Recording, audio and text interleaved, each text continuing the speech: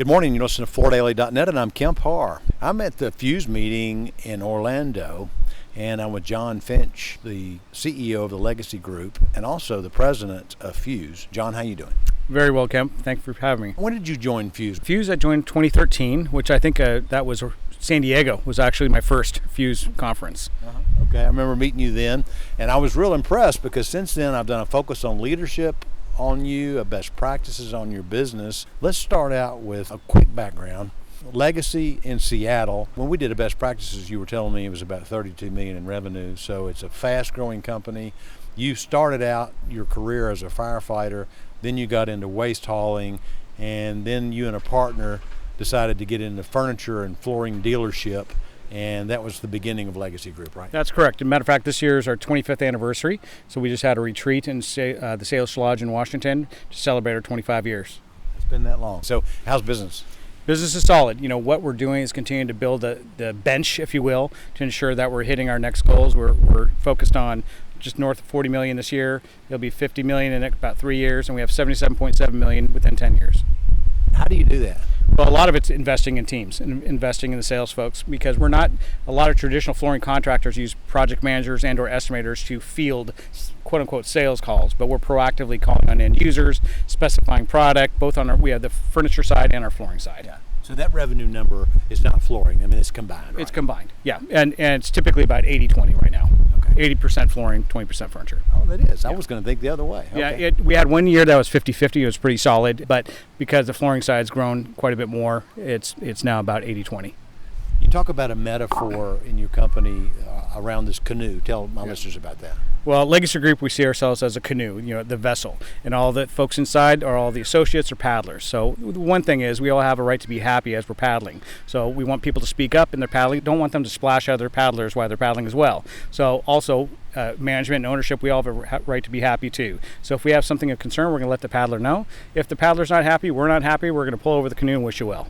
But at the end of the day, we're working together and paddling in the canoe. Sometimes if a side paddles harder, it's going to start turning. You want to be able to continue to go straight, because the waterway is the marketplace, the currents are competition. Another thing, like I said, the listener's going to hear you talk and know you're all buttoned up. You're part of this group, it's a CEO coaching, mentoring group called Vestige, right? Vestige, yeah. I had been to Vestige. I just departed there about a year and a half ago. My Vestige chair passed away, and it kind of changed the dynamic. So we started our own Vestige group. We call it the Vestige Degenerates, kind of in a funny way, but it's a bunch of very talented CEOs that are part of that group. And we meet now once a month, and it's fantastic, about 9 of us. What drove you to want to become president of this organization? Part of it is I like advocacy. I like hearing from the people, just like our own associates. I want to promote the ideals and where people want to go, and I want to be able to hear the members of Fuse and be able to promote where they want to go with the organization. Did you talk to the folks in the boat to make sure that maybe your oar might not be as deep in the water if you were doing this? Yeah, we've had conversations around that, but at the end of the day, I'm just going to work harder and just make sure I don't lose any steam, because I want to definitely carry my weight and paddle as hard as everybody else. I don't doubt that a bit. So Mark Hutto steps over as an advisory role, and yes. He did it for how many years? See, Mark was president of Fuse for 3 years, I think it was, and then I had a request to make him special advisor to the board, simply because Mark has such deep connections to the mills down south, and it's a fantastic opportunity. Him and I are really good buddies, and to have him as an advisor role for us is super helpful. He's just got a lot of industry insight.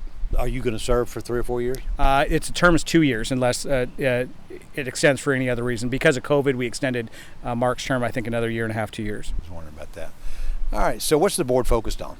Board focus right now is kind of looking at. We just had an executive board meeting yesterday, and then we had the board meeting yesterday as well.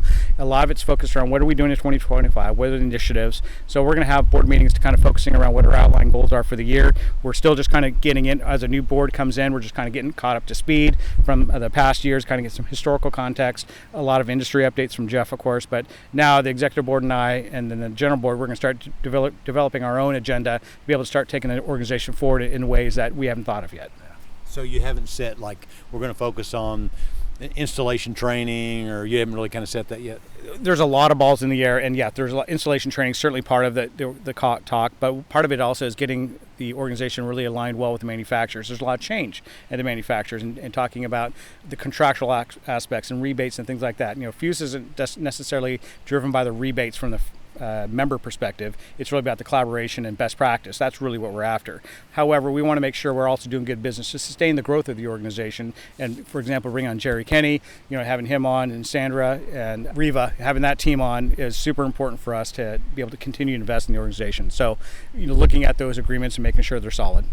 Well, let me just tell you, that's 3 or 4 people. That's still a pretty light for It's very 183 lean. members. It's very lean for 183 members. Yeah. So today, interesting day. Started out with a speaker who was talking about relationships and how to, if you've got something you need to deal with, to quit hitting the snooze button. That was a really good presentation. And then this afternoon, you had several key suppliers come in and talk. And it was a real shocker, I guess, to have Shernox come in and to learn that, we've known for a long time that Sika had bought Shernox and that Thomas Driffel was continuing to run it. And now he's taking an advisory role and stepping away from the day-to-day, right? Right. One thing I think we can all know about Thomas, he's a brilliant guy, super creative, an incredible marketing genius. I know his next venture is going to be quite substantial. So it'll be really interesting to see what he has going on. And how about the fact you got a standing ovation? And it's the first standing ovation. That was extremely special. And, to see him kind of tear up, and because he is loved by the organization, because he's a good man. I've had personal conversations, just good people. He's coming from a flooring contractor with his dad and working with his dad. He understands our people, and that's a huge benefit. Let's go back to Seattle a minute. So you feel like this year is going to be, you'd already told me you've got tremendous growth goals. So what do you think is going to happen as far as the economy driving business in Seattle? The economy is not going to mean a whole lot. I'll tell you, 9 times out of 10, we're not low bid. We're usually high bid, and they usually buy up to us. Why? Because of the service we provide, the model that we built. Where we have salespeople, PMs, field PMs, office PMs, PEs, site coordinators, everybody be able to take care of the job, and it means it's a big value to general contractors, but also end users. Is there something that Mark wasn't doing you're going to change as soon as you step in here? Oh my gosh, there's so many things Mark has done. No, I love Mark to death. I think different from him, he's got such a different angle where he has the connections where I'm not as connected from where he lives and works. I've got to work a lot harder to kind of get those connections going, but I'm going to do it a little bit differently. I'm a lot more outreach focused from my perspective for the members. It's just going to be a little bit different tact. Yeah, because Mark had a background where he was a supplier at one time. Yeah, he was a manufacturer's rep, and absolutely. So he had a really strong suit there. For me, I'm going to take a little different tact. You think you're going to hang on to Jeff? Oh my God, yes, we're hanging on to Jeff. Yeah, Jeff does not need to be worried at this very moment. He just turned 70 this year. He did. And I cannot believe the amount of energy that guy has.